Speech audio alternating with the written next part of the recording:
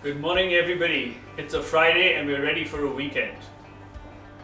You really deserve this weekend, don't you? You worked hard all week and it's something that you deserve. But can you imagine a life where you really don't look forward to the weekend? Where every weekend is also a work day? Hi, I'm Mudit Saxena and I'm somebody who's trying to use my wisdom to try and share things that can help your life. And what I try and do is to try and see what lessons are there in the past that we can use today and help make our lives better. It's possible.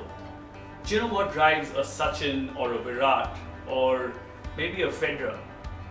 What is it that makes them really strive and do excellently in this world? It's simply because they're living a life of purpose that actually resonates with their personality. Most of us, what do? Right?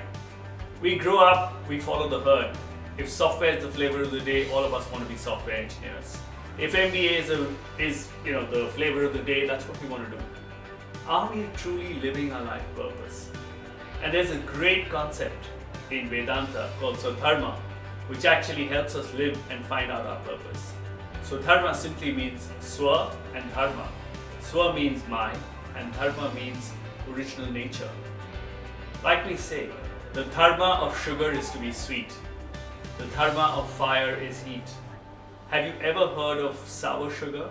Or have you ever heard of cold fire? Similarly, what is your dharma? What are you really good at? What is it that really makes you tick? What is it that keeps you awake every morning or every night? Right? What are your dreams? Have you ever thought to think about that?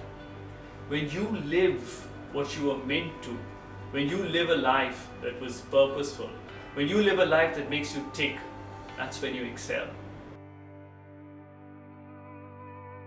So there are many concepts like this that we can explore in ancient wisdom which can be used to solve modern problems. Thank you.